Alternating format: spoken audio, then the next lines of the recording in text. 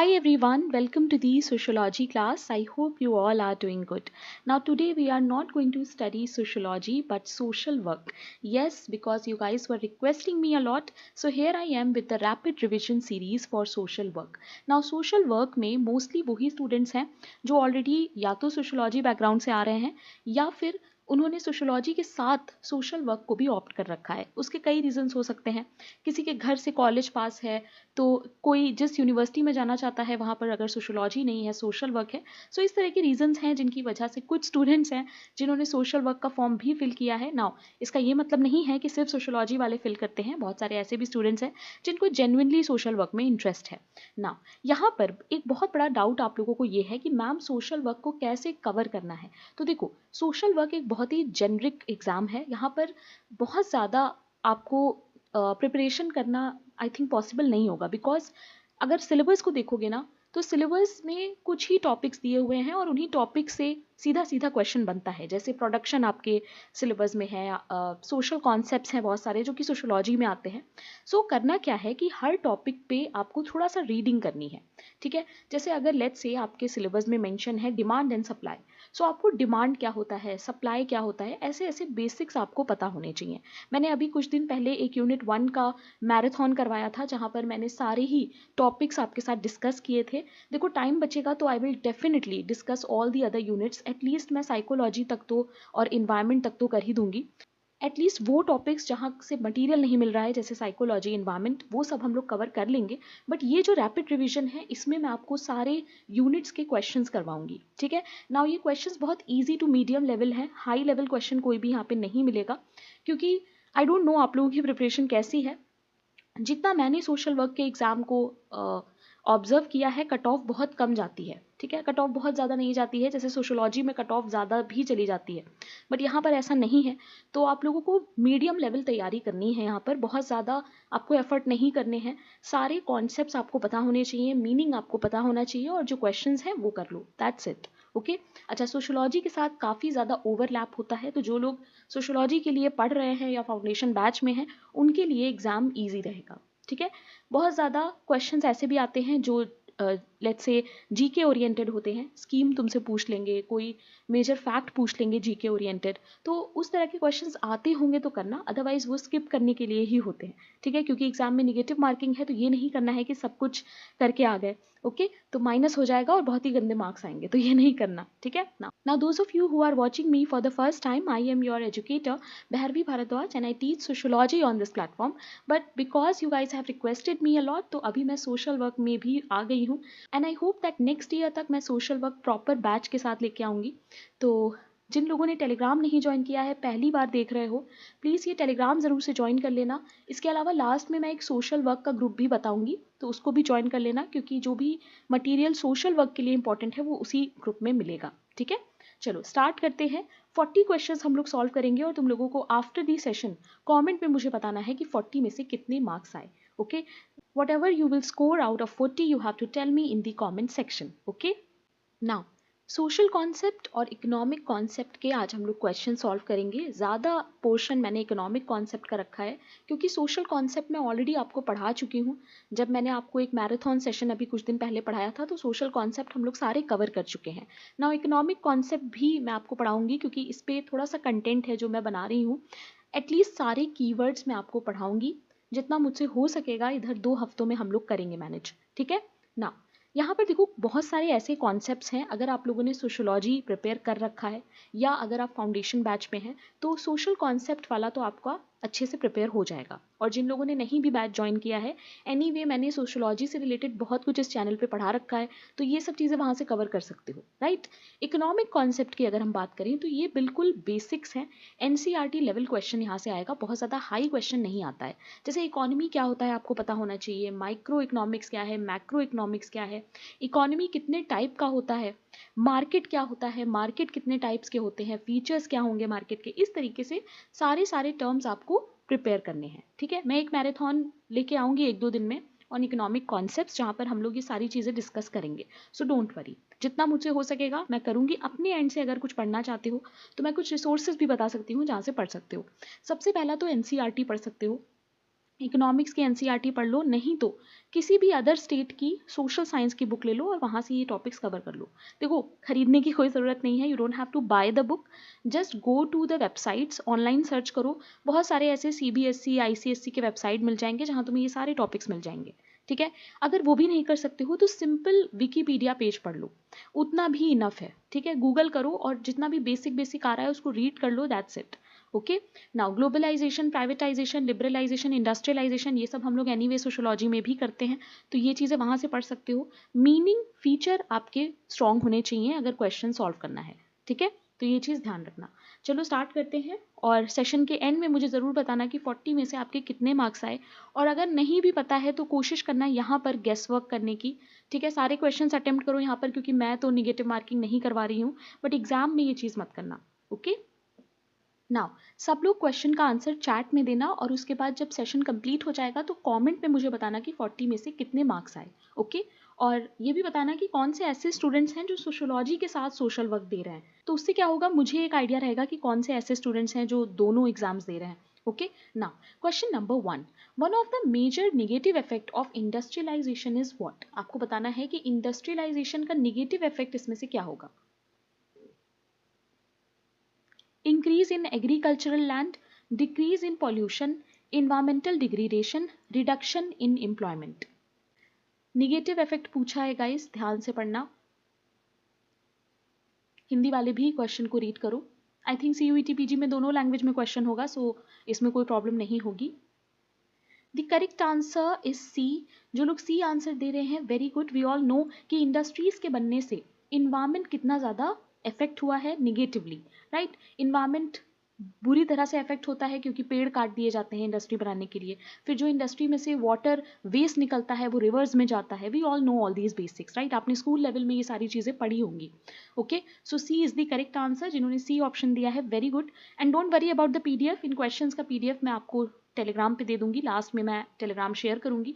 तो जो लोग पहली बार क्लास देख रहे हो, प्लीज टेलीग्राम जरूर से ज्वाइन करना। Okay, now question number 2, socialization is the process of what? Learning and internalizing cultural norms and values, earning a living, biological evolution, या फिर genetic inheritance। हिंदी में भी क्वेश्चन को रीड करो। What will be the correct answer? Social concept से है ये question. The correct answer is a. जिन्होंने ए आंसर दिया है, वेरी गुड। मैंने आप लोगों को सोशलाइजेशन पढ़ाया है, ना सिर्फ सोशोलॉजी के क्वेश्चंस के थ्रू पढ़ाया है, बट अभी जो मैराथन मैंने बनाई थी यूनिट 1 की फॉर सोशल वर्क, वहाँ पर भी मैंने आपको सोशलाइजेशन का मीनिंग बताया था। सोशलाइजेशन एक ऐसा प्रोसेस होता है जहाँ पर हम कल्चरल नॉर्म्स, वैल्यूज़, इन सबको याद करते हैं, लर्न करते हैं, बट इंटरनलाइज भी करते हैं। इंटरनलाइज मतलब कि एक टाइम के बाद हम चीज़ें एकदम नेचुरली करने लगते हैं। जैसे आपने देखा होगा, जब कोई बड़े आपके घर पे आते हैं तो आप उनसे बिना सोचे नमस्ते बोल देते हो, राइट, बिकॉज वो चीज़ आपके अंदर इंटरनलाइज हो चुकी है। Okay guys, please remember. Now question number 3, liberalisation in an economy means what. So economy में एक टॉपिक है लिबरलाइजेशन, इससे आप क्या समझते हैं। Government imposing stricter control over businesses, removal of restrictions on trade and investment, reducing foreign investment, या फिर encouraging protectionist policy. What will be the correct answer? Now guys, these are very very easy question। जिन लोगों को नहीं पता है meaning वगैरह, please इस PDF को अच्छे से रिवाइज करना और थोड़ा सा और इसके बारे में पढ़ लेना। वैसे मैं इकोनॉमिक्स का जो मैराथन है वो कराऊंगी, वहाँ पर मैं आपको लिबरलाइजेशन डेप्थ में पढ़ाऊंगी। ठीक है, यहाँ पर सिर्फ बेसिक्स समझ लो, दैट्स इट। सो क्या होगा correct answer? So those of you who are giving B answer, very good. Liberalisation का मतलब क्या होता है? देखो, लिबरल वर्ड से हम समझते हैं फ्रीडम। सो जब हम ट्रेड और इन्वेस्टमेंट में से रिस्ट्रिक्शंस को हटा देते हैं तो क्या होता है? फ्रीडम हो जाता है। तो free trade is the main characteristic of liberalisation in the economy. तो इस तरीके से इसको याद रख सकते हो कि लिबरल मतलब फ्रीडम, तो रिमूवल ऑफ रिस्ट्रिक्शन क्या हो जाएगा? आपको फ्री करना। और लिबरलाइजेशन का मतलब यही होता है कि कैसे रिस्ट्रिक्शंस को हटा दिया जाता है ट्रेड और इन्वेस्टमेंट से। Okay guys, please remember. मैं आपको पढ़ाऊंगी, anyway these topics are really easy. अभी जब इकोनॉमी की क्लास अपलोड होगी तो वहाँ पर इस चीज़ को बहुत अच्छे से मैं आपको समझाऊंगी। यहाँ पर बस मीनिंग याद कर लो। Okay, question number 4, very easy question. Caste system is based on what. Now sociology students के लिए ये question literally it is a cake walk. Achieved status, ascribed status, economic class या फिर personal preference? What will be the correct answer? The correct answer is B. जो लोग B answer दे रहे हैं, वेरी गुड। देखो, अचीव्ड और ascribed status में क्या डिफरेंस होता है? अचीव्ड स्टेटस वो होता है जो हम अपने हार्डवर्क, अपनी मेहनत से अचीव करते हैं। जैसे अगर मैं एक एजुकेटर बनी हुई हूँ आज, तो ये मैंने मेहनत करी है, हार्डवर्क किया है, बहुत सारा टीचिंग करा है, तब जाके मैं यहाँ पे पहुंची हूँ, राइट? या फिर किसी भी लेवल पे तुम लोग अपने आप को देख सकते हो। अगर तुम लोगों ने 12th कर लिया है, ग्रेजुएशन कर लिया है, राइट, या किसी एग्जाम को क्वालिफाई किया है, तो वो अपने हार्डवर्क से किया है, राइट? सो वो तुम्हारा अचीव्ड स्टेटस होगा। यानी अगर मास्टर्स इन सोशल वर्क कर रहे होगे तो that will be your achieved status. Ascribed status वो होते हैं जिनके साथ हमारा जन्म होता है, जिनके साथ हमारा बॉन्ड होता है। सो कास्ट एक अचीव्ड स्टेटस नहीं है, अस्क्राइब्ड स्टेटस है, क्योंकि हम कास्ट के साथ बॉन्ड होते हैं, ठीक है? कास्ट को कभी भी हम अचीव नहीं करते हैं। अच्छा, इकोनॉमिक क्लास तो बिल्कुल भी नहीं होगा, राइट? और पर्सनल प्रेफरेंस भी नहीं होता है, हम अपनी पर्सनल प्रेफरेंस पे कास्ट को चूज नहीं करते हैं, right? So correct answer is B. Sociology वालों के लिए तो बहुत ईजी होगा, बट जिनको सोशोलॉजी का कोई आइडिया नहीं है, गाइस प्लीज नोट कि ये सारे टॉपिक्स इंपॉर्टेंट हैं, ईजी हैं, और इस तरह से क्वेश्चंस आएंगे एग्जाम में, ओके? सो गलत नहीं करना है। अगर नहीं पता है अचीव स्टेटस, अस्क्राइब स्टेटस, तो एक बार गूगल करके ये सारी चीज़ें पढ़ लेना। वैसे तो मैंने कास्ट के बारे में ऑलरेडी पढ़ाया है आप लोगों को अभी सोशल कॉन्सेप्ट वाले मैराथन में, तो आई होप आप लोगों ने सबने वो क्लास देखा होगा, okay? Now question number 5, which of the following is an example of an intentional community? Now this is a new topic. ये एक नया टॉपिक है। इंटेंशनल कम्युनिटी के बारे में सोशोलॉजी स्टूडेंट्स ने भी नहीं पढ़ा है जब उन्होंने कम्युनिटी टॉपिक पढ़ा है। सो क्या होता है, देखो, intentional community, a traditional village, corporate town, religious commune या फिर urban neighbourhood? What will be the correct answer? जिनको नहीं पता है, डोंट वरी, अभी मैं एक्सप्लेन करूंगी। आई थिंक मैंने इसमें थोड़े से नोट्स ऐड कर रखे हैं। The correct answer here is C, that is religious commune. Intentional community का मतलब क्या है? इंटेंशन क्या होता है? जब हम लोग कुछ जान के करते हैं, राइट? देखो, यहाँ पर इसको पढ़ो, ये मैंने डायरेक्ट विकीपीडिया से ही ऐड किया है, सो इस तरीके से ही तुम लोगों को भी विकीपीडिया पेजेस को पढ़ना है, ओके? देखो, an intentional community is a voluntary residential community designed to foster a high degree of social cohesion and team work. ये एक ऐसी कम्युनिटी होती है जो कि सबसे पहले वॉलंटरी होती है, यानी आप अपनी चॉइस के साथ इसको सेलेक्ट करोगे, इंटेंशन के साथ ज्वाइन करोगे, राइट? इसमें क्या होता है? सोशल कोहेजन होता है, टीम वर्क होता है, यानी जो मेंबर्स होते हैं उनके बीच में हार्मनी होती है, right? Members typically unite around shared values beliefs, और सब लोग एक शेयर्ड बिलीफ के साथ साथ में होते हैं। तो यानी कि वो पॉलिटिकल भी हो सकता है, रिलीजियस भी हो सकता है, स्पिरिचुअल भी हो सकता है। इसीलिए अभी हम लोगों ने रिलीजियस कम्यून को इंटेंशनल कम्युनिटी में रखा है, please note, okay? Now while some group emphasize shared ideologies, others are centered on enhancing social connections, sharing resources and creating meaningful relationship. So यहाँ पर क्या होता है? आइडियोलॉजीज शेयर करी जा रही होती हैं, सोशल कनेक्शंस बनाए जा रहे होते हैं। जितने भी हाईलाइटेड वर्ड्स होते हैं ना, उन पे ज़रूर ध्यान दिया करो, ठीक है? सो आई होप आप लोगों को समझ में आ गया होगा इसका मीनिंग क्या होता है। नीचे का आप लोग खुद से रीड कर सकते हो, but not that important, meaning important था, ठीक है? इसके अलावा देखो, मल्टीट्यूड ऑफ इंटेंशनल कम्युनिटी में बहुत सारे इन्होंने लिखे हुए हैं, तो ये भी एग्जाम्पल्स हैं जो तुम लोग देख सकते हो, okay? Question number 6. The levirate form of marriage is practiced when a woman marries her deceased husband's brother, a man marries multiple wives, a man marries his deceased wife's sister, a couple lives separately after marriage. What will be the correct answer? जिन लोगों ने social concept वाला class पढ़ा होगा, आप लोगों को ये चीज़ पता होगी कि लेविरेट मैरिज जो होती है उसमें हम लोग क्या देखते हैं, किस तरह का प्रैक्टिस है जो उसमें होता है। It is a very easy question guys, I want everybody to give me the correct answer. इतने सारे क्वेश्चन हम लोगों ने करे हैं इस चैनल पे, और कहीं ना कहीं लेविरेट, सोरोरेट, ये सब मैंने आपको पढ़ाया है। The correct answer is A. Those of you who are giving A answer, very good. Levirate का मतलब होता है when a woman marries her deceased husband's brother, यानी जिस husband की डेथ हो जाती है उसके भाई से जब वुमेन मैरी करती है, दैट इज लेविरेट, ओके? और जब सिस्टर होगा तब हो जाता है sororate, okay guys? Please remember. Now question number 7. There are 2 statements and you have to tell me कि कौन सा स्टेटमेंट सही है, कौन सा स्टेटमेंट गलत है। सो देखो, production is the process of combining various inputs, both material and immaterial. Distribution में क्या होता है? It is the process of making a product available for consumer. Now दोनों ही जो स्टेटमेंट्स हैं आपको देखने हैं, समझने हैं और बताना है क्या होगा correct option. I want every one two give me the answer in the chat. सब लोग मुझे चैट में आंसर दो। चैट में देखती रहती हूँ कौन आंसर दे रहा है और कौन नहीं। The correct answer, very true, those of you who are giving A answer, it is correct. दोनों ही स्टेटमेंट सही हैं। Okay, both are correct. Production का मतलब होता है जब हम रॉ मटेरियल को फिनिश्ड प्रोडक्ट में कन्वर्ट करते हैं, that is your production. And distribution का मतलब होता है जो भी प्रोडक्ट बना है, जो भी सर्विस है, उसको कंज्यूमर तक पहुंचाना, that is your distribution. Okay, so A is the correct option. Question number 8. Which of the following best defines lifestyle in sociological terms? Now you guys know that lifestyle आपके syllabus में mention है, तो lifestyle का मतलब क्या होता है sociology में?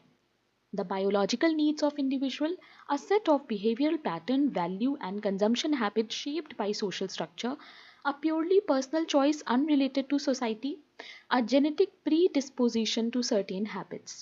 What will be the correct answer? Lifestyle का मतलब क्या होता है? The correct answer is B. जिन्होंने बी आंसर दिया है, वेरी गुड। लाइफस्टाइल का मतलब होता है हमारा जो बिहेवियर पैटर्न होता है, हमारा जो कंजम्पशन हैबिट होता है, ऑल कम्स इन लाइफस्टाइल। ये मैं आपको पढ़ा चुकी हूँ सोशल कॉन्सेप्ट में। I hope you guys remember. Now question number 9. Values are what? Socially shared beliefs about what is desirable, only economic resources, personal habits without influence या फिर temporary preferences. Values से हम क्या समझते हैं? यू गाइज रिमेंबर, नॉर्म्स और values मैंने आपको पढ़ाए थे सोशल कॉन्सेप्ट वाले मैराथन सेशन में। सो वैल्यूज क्या होता है? सब लोग इसका आंसर दो। The correct answer is a. Values का मतलब होता है ऐसा कुछ भी जो सोशली शेयर्ड बिलीफ हो या फिर जो डिजायरेबल हो। जैसे ऑनेस्टी को डिजायरेबल माना जाता है ना? ऐसे ही झूठ ना बोलें, हमेशा सच बोलें, कोई क्राइम ना करें, चोरी ना करें, ये सारी चीज़ें वैल्यूज का पार्ट हो जाती हैं, right?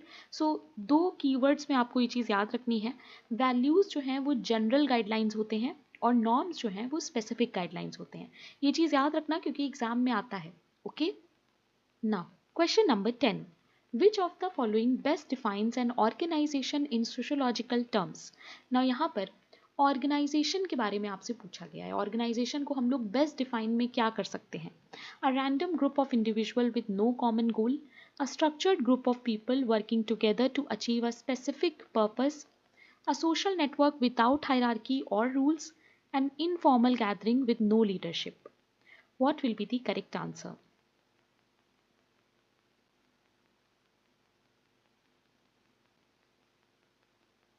The correct answer is B. जो लोग बी आंसर दे रहे हैं, वेरी गुड।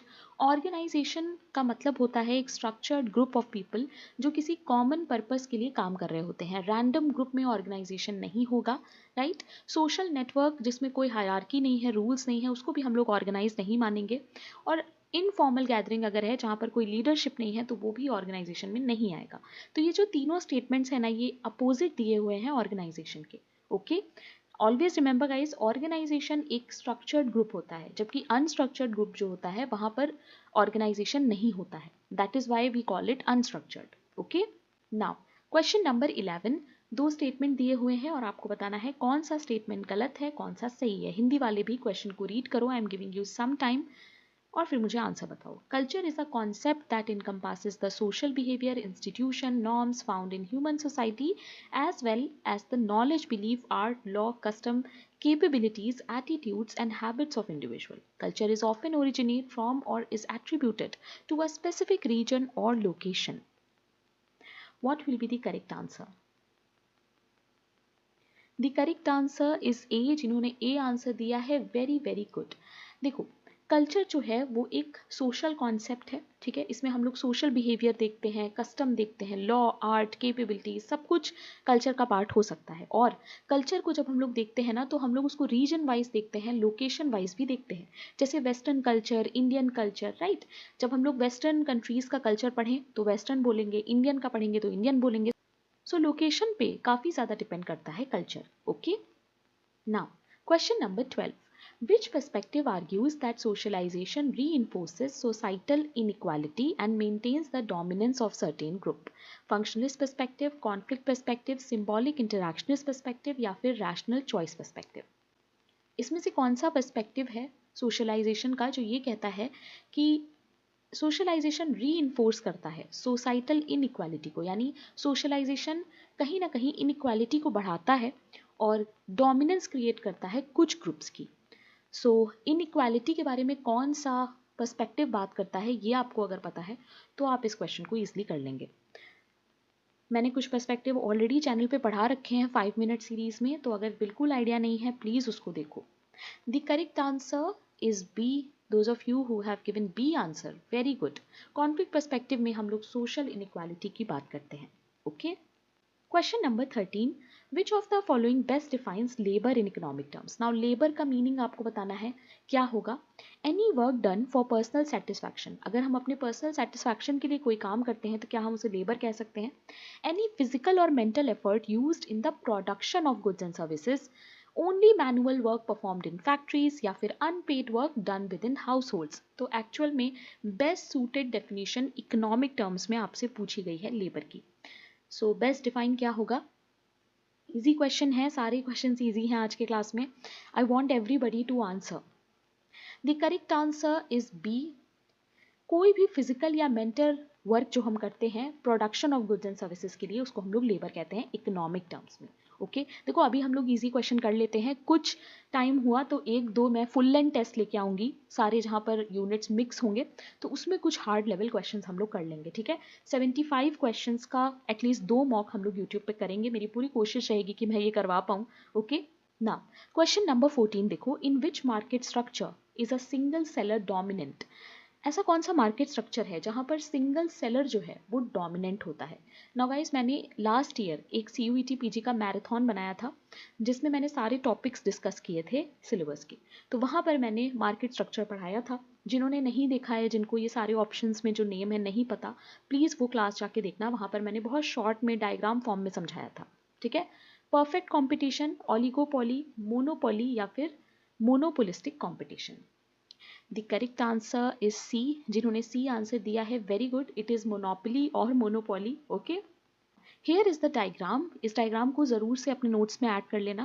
देखो मोनोपोली का मतलब क्या होता है? There is a one seller for a particular product. एक प्रोडक्ट के लिए आपको एक सेलर मिल रहा है, दैट इज मोनोपोली। ठीक है हैज कंप्लीट मार्केट कंट्रोल, पूरा मार्केट कंट्रोल होता है इनके पास। Okay please remember. ऑलिगोपोली में क्या होता है? The market feature few companies, यहाँ पर फ्यू कंपनीज की बात आएगी, not one. Then perfect competition में क्या होता है? This market has many number of seller and buyer, no entry और exit barrier, sell homogeneous goods and services, यानी एक जगह पर होमोजेनस गुड्स एंड सर्विसेज होंगे, that is perfect competition. Monopolistic competition क्या होता है? Combination of monopoly and competitive market offer similar product and they are slightly differentiated from each other. Same product होता है बट एक दूसरे से अलग होता है। ठीक है तो ये सारी मीनिंग्स वगैरह याद रखना गाइस, इसको भी एक बार रीड कर लेना, वैसे इतना इन डेप्थ आएगा नहीं बट आपको हर टर्म्स के मीनिंग पता होने चाहिए। ओके मैंने जो बोला वो मैराथन सेशन ज़रूर से देख लेना, वहाँ पर भी मैंने ये सब कुछ पढ़ाया है and it is very important, क्योंकि सोशल वर्क का जो कट ऑफ है देखो वो कम जाता है, तो एटलीस्ट इतनी चीज़ें ही पढ़ के जाओगे ना तो क्वेश्चंस अच्छे से कर लोगे। Okay now question number 15। दो स्टेटमेंट दिए हुए हैं, आपको बताना है कौन सा स्टेटमेंट सही है और कौन सा स्टेटमेंट गलत है। Marriage is an institution to satisfy physical, psychological, social, cultural, and economic needs of men and women. It permits men and women to establish a stable relationship with each other in order to form a family. Statement second है कि marriage fulfills the functions of producing children and bringing them up according to social norms. Which statement is correct?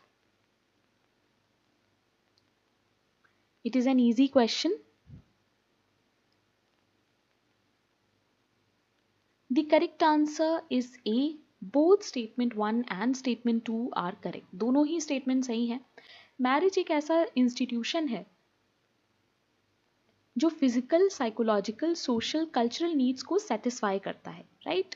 और marriage fulfil करता है functions of producing children and bringing them up according to social norms. तो ये भी बिल्कुल सही होगा क्योंकि reproduction is a very important function of marriage. So those of you who have given a answer, very good.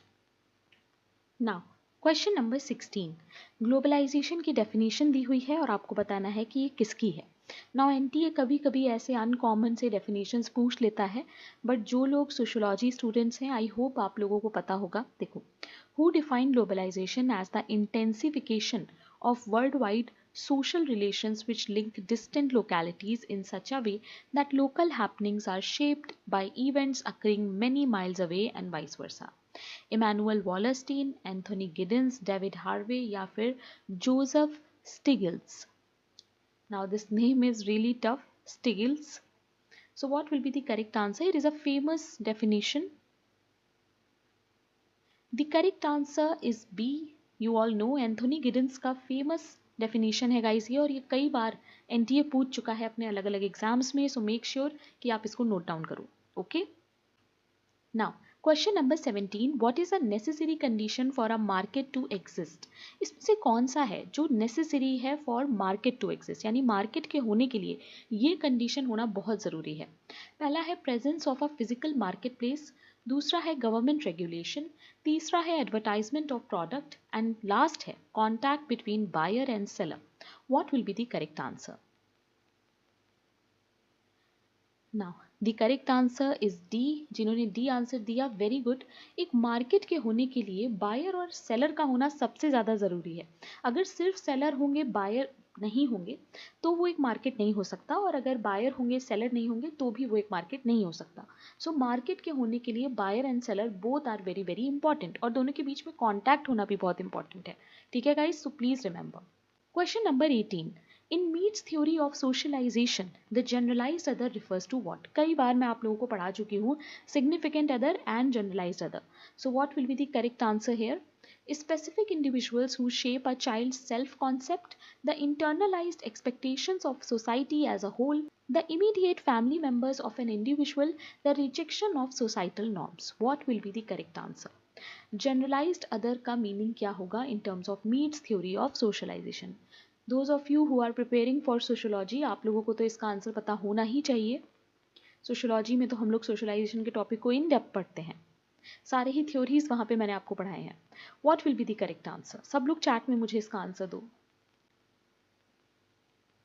So the correct answer is B. जिन्होंने B answer दिया है, very very good. Internalise expectation of society as a whole जो होता है वो generalise other होता है. ठीक है, specific individual who shape a child self concept, तो ये नहीं होगा. The immediate family member of an individual, ये भी नहीं होगा. ये सारे होंगे significant other. Okay, the rejection of societal norms, तो ये भी नहीं होगा. जनरलाइज अदर कौन से लोग होते हैं? जो हमारे इमीडिएट क्लोज रिलेशंस के अलावा होते हैं. ठीक है, please remember. Question number 19. Which country was the first to experience industrialization? Now this is an uncommon question और इस तरह के questions आते हैं. पहली country कौन सी है जिसने industrialization को experience किया था, यानी industries का बढ़ना? USA, जर्मनी, यूनाइटेड किंगडम या फिर Japan? What will be the correct answer? ये क्वेश्चन याद रखना, एग्जाम में आ सकता है. The correct answer is C, that is United Kingdom, जिसको हम लोग ब्रिटेन के नाम से भी जानते हैं. राइट, सो सबसे पहले ब्रिटेन या यूके में पहली बार एक्सपीरियंस किया गया था industrialisation. Okay, now question number 20. Conspicuous consumption, a concept introduced by Thorsten Veblen, refers to what? The need-based purchasing behavior of individual, the consumption of goods and services to display wealth and social status, the reduction of materialistic desire in post-modern society, a type of economic policy regulating luxury goods. What will be the correct answer? So conspicuous consumption क्या होता है? ये sociology वालों के लिए तो बहुत important है, बट इकोनॉमी में हम लोग इसको पढ़ते हैं, तो सोसाइटी से रिलेटेड टॉपिक है, वेरी इंपॉर्टेंट. सबसे पहले तो ये भी याद रखना कि conspicuous consumption is a theory given by Thorstein Veblen. यहाँ पर हम बात करते हैं consumption of goods to display wealth and social status, यानी जब भी हम कुछ ऐसा कंज्यूम करते हैं, ऐसा कंजम्पशन करते हैं जिसमें हमारा वेल्थ और सोशल स्टेटस दिख रहा हो, that is your conspicuous consumption. So 50% question हम लोगों ने कर लिए हैं. 20 में से आपके कितने मार्क्स आए हैं सब लोग मुझे चैट में बताओ. Then we will move to next question.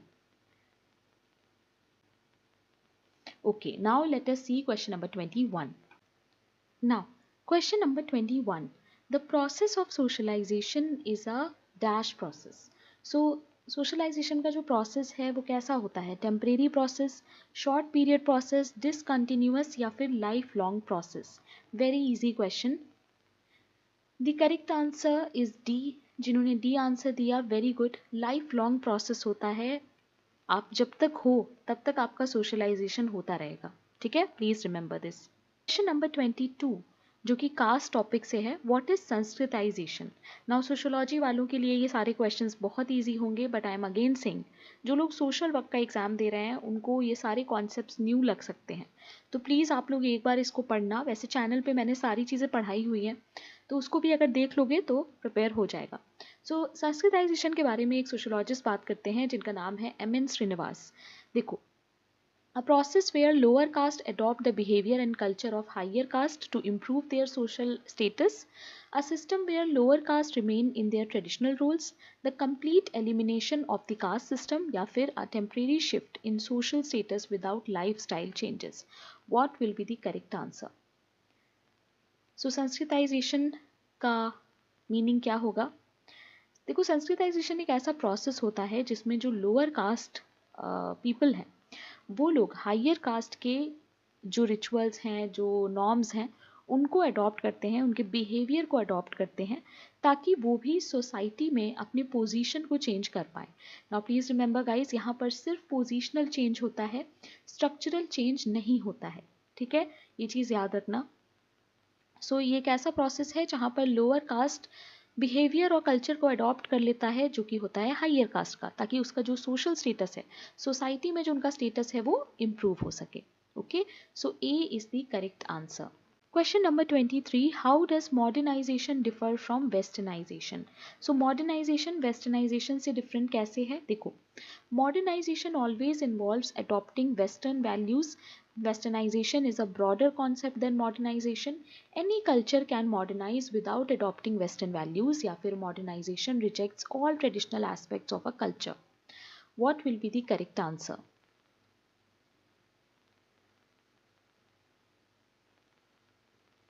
So those of you who are giving C answer, very good. Any culture can modernize without adopting western value. कोई भी culture जो है वो modernize हो सकता है बिना western value को adopt किए। ठीक है, modernization हमेशा इन्वॉल्व करे वेस्टर्न वैल्यूज़ को, ऐसा ज़रूरी नहीं है। Westernization is a broader concept than modernization, तो ये भी गलत है। Modernization rejects all traditional aspect, तो ये भी गलत है। मॉडर्नाइजेशन का मतलब ये नहीं होता है कि सारा जो ट्रेडिशनल एस्पेक्ट है वो हट जाए। जैसे अभी हम लोग काफ़ी मॉडर्न हो गए हैं, बट हमारा कुछ कल्चर का ट्रेडिशनल एस्पेक्ट है जो अभी भी है सोसाइटी में, right? So C is the most appropriate answer here. Now question number 24, which of the following is not a type of norm? Folkways, mores, laws, culture. इसमें से कौन सा है जिसको हम लोग टाइप ऑफ नॉर्म में नहीं रखेंगे?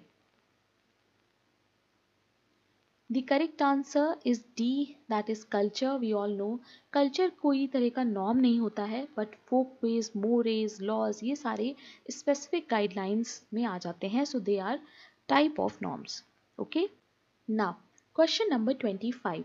Health disparities among social classes are most commonly explained by biological determinism, the natural superiority of certain groups, universal health care policies, the social determinants of health. Health disparities जो हैं social classes की, वो हम लोग किस में देख पाते हैं इसमें से? The correct answer is D guys. Please remember, I know बहुत सारे students के लिए ये new question हो सकता है, तो भी हम लोग देख लेते हैं social determinants of health क्या है। देखो यहाँ पे सोशल डिटर्मिनेंट्स ऑफ हेल्थ में आता है education, health care, neighbourhood and built environment, social and community context and economic stability also. ठीक है, बाकी यहाँ पर देखो दिए हुए हैं इकोनॉमिक स्टेबिलिटी में क्या क्या इंपॉर्टेंट है, एजुकेशन में क्या क्या इंपॉर्टेंट है, तो ये सारे नेम्स याद रखना बस। इसको हम लोग SDOH भी कहते हैं, please remember. Are things in the world around you that shape your health, यानी ऐसी चीज़ें 5 ग्रुप्स जो कि हमारी हेल्थ को यू कैन से शेप करते हैं। ठीक है, please remember. Question number 26, Max Weber identified which type of organization as the most rational and efficient? एक ऑर्गेनाइजेशन को वेबर ने कहा था कि बहुत ज़्यादा रैशनल और एफिशिएंट है, सो कौन सा है वो ऑर्गेनाइजेशन? नाउ ऑर्गेनाइजेशन स्टडीज़ में हम लोग वेबर को पढ़ते हैं क्योंकि Weber is a important sociologist जिन्होंने इस पे काम किया है, traditional organization, bureaucracy, charismatic organization, informal organization. What will be the correct answer? So those of you who are giving B answer, very good. The correct answer is B, that is bureaucracy, नौकरशाही जिसको हम लोग कहते हैं. Question number 27. Which of the following best defines an oligopoly? इसमें से कौन सा है जो oligopoly को best define करता है? Market structure where there is one seller, market structure with a large number of small firms, market structure where a few firms dominate and compete among themselves, market where firms sell completely different and unrelated products. What will be the correct answer? The correct answer is C. जिन्होंने C answer दिया है, very good. Oligopoly जो marketing structure का type है उसमें क्या होता है कि कुछ फर्म्स डोमिनेट करते हैं, ठीक है, और आपस में compete करते हैं. Please remember this. Question number 28. The sick role concept was introduced by. Sick role concept किसका है? Karl Marx, Talcott Parson, Auguste Comte, Emile Durkheim. Now any student जिसने सोशियोलॉजी में सिक रोल पढ़ा है, आप लोग मुझे कमेंट में बताओगे कि इसका आंसर क्या होगा.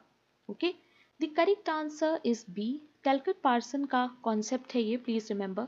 Now one of you please give me the answer in the comment section कि सिक रोल से हम क्या समझते हैं. Okay. Question number 29. Which of the following is an example of substitute goods? इनमें से कौन सा है जो सब्सटीट्यूट गुड्स का एग्जाम्पल है? Tea and coffee, car and petrol, printer and ink cartridge, mobile phone and SIM card. So substitute goods और बाकी के जो टाइप्स ऑफ गुड्स हैं they are very very important in economics. तो जब हम लोग इकोनॉमिक्स के टॉपिक पढ़ेंगे तो वहाँ पर मैं आपको टाइप्स ऑफ गुड्स पढ़ाऊंगी. ठीक है. सब्सटीट्यूट का मतलब क्या होता है? किसी एक चीज़ के साथ हम सब्सटीट्यूट कर देते हैं, यानी किसी एक चीज़ की जगह पर हम दूसरी चीज़ यूज़ कर सकते हैं. राइट. सो यहाँ पर T and coffee is the correct answer. चाय की जगह हम लोग कॉफ़ी पी सकते हैं, दोनों ही बेवरेज हैं. कार की जगह हम लोग पेट्रोल नहीं यूज़ कर सकते हैं. राइट. प्रिंटर की जगह हम लोग इंक कार्ट्रिज नहीं यूज़ कर सकते हैं. They all go hand in hand. Okay. So I think they are complementary goods. Complementary goods का मतलब ये होता है कि अगर आपको एक चीज़ यूज़ करनी है, कंज्यूम करनी है, तो आपको दूसरी भी चाहिए होगी, जैसे ब्रेड एंड बटर. राइट. सो ये चीज़ याद रखना. सब्सटीट्यूट वो होते हैं जो सेम होते हैं. ठीक है. बेवरेज कैटेगरी में टी एंड कॉफ़ी आ जाएगा. सो दे आर सेम. राइट. देखो यहाँ पर सब्सटीट्यूट है, अ प्रोडक्ट और service that can be used in place of another. ऐसा कोई भी प्रोडक्ट जिसको हम लोग एक की जगह पे दूसरा यूज़ कर सकते हैं. ठीक है. तो पेप्सी की जगह कोका कोला पी लेंगे. राइट. सो कॉफ़ी का है, देखो डोमिनोज की जगह पिज़्ज़ा हट का पिज़्ज़ा खा लेंगे. Right. Question number 30. Disposable income is what? Disposable income से आप लोग क्या समझते हो? The income earned before paying taxes, the amount of income left after paying taxes, the total money spent on luxury goods, या फिर the total income saved in a bank account. Now guys, economy के basics पढ़ने के लिए ना कोई भी school level economics की बुक उठा लो, उसका ग्लॉसरी पढ़ लो, वहाँ पर ये सब कुछ मिल जाएगा. ठीक है. या फिर एनसीईआरटी पढ़ लो, एनसीईआरटी में भी ये सारी चीज़ें दी हैं, और बहुत सारे स्टूडेंट्स हैं ऑलरेडी जो यूपीएससी की प्रिपरेशन करते हैं, तो आप लोग तो एनसीईआरटी पढ़ ही सकते हो. राइट. सो डिस्पोजेबल इनकम क्या होती है? Please tell me the answer. The correct answer is B. जिन्होंने बी आंसर दिया है, वेरी गुड. डिस्पोजेबल इनकम का मतलब होता है ऐसा अमाउंट जो बचता है हमारे पास आफ्टर पेइंग द टैक्स, यानी टैक्स पे करने के बाद जो अमाउंट हमारे पास बचता है, that is our disposable income. Okay. Now question number 31. Which of the following is not a characteristic of a community? इनमें से कौन सा है जो कम्युनिटी का कैरेक्टरिस्टिक नहीं है? Common geographical area, social interaction, shared culture and interest, या फिर complete isolation from society. What will be the correct answer?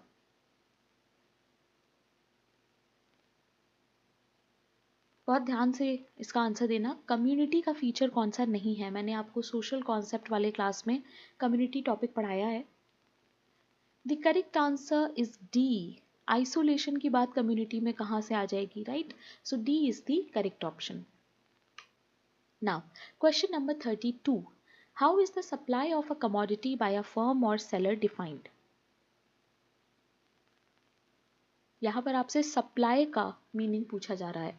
The total production of a commodity by a firm in a year, the quantity of goods consumers are willing to buy at any price, the quantity of a commodity a firm offers for sale at a given price during a given time period या फिर the maximum possible stock of goods available in the market. So supply का best meaning क्या होगा in economics? The correct answer is C. जो लोग C answer दे रहे हैं वेरी गुड। ऐसा क्वांटिटी ऑफ कमोडिटी जो कि फर्म ऑफर करता है सेल के लिए। नाउ अगर कंज्यूमर्स लोग बाय करने के लिए वेट कर रहे हैं किसी प्राइस पे, so that is demand.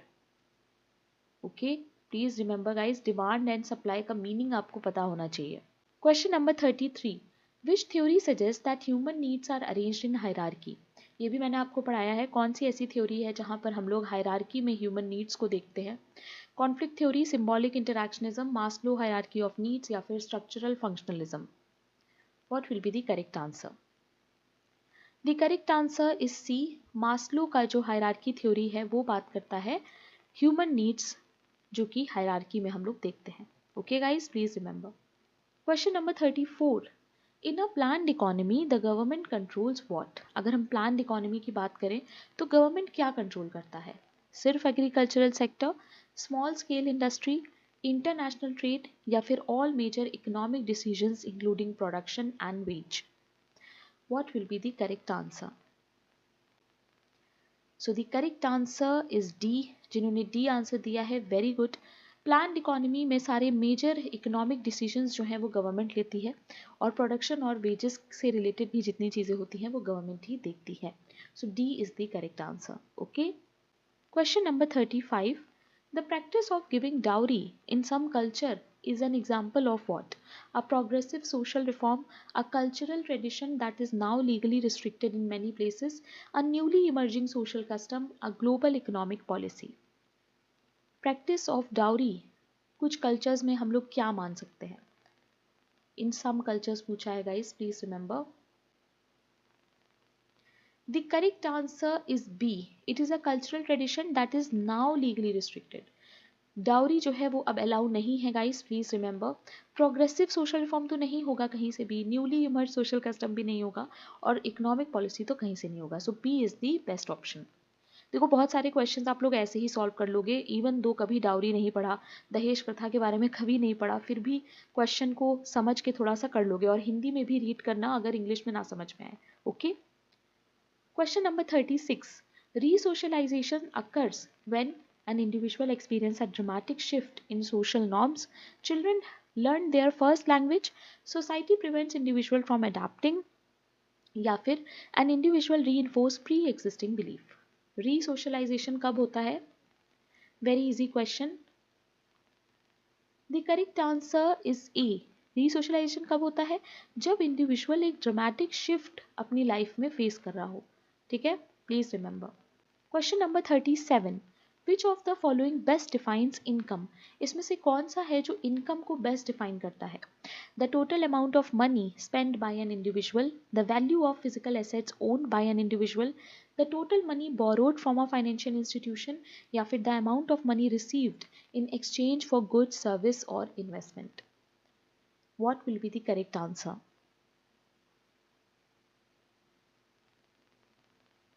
The correct answer is D.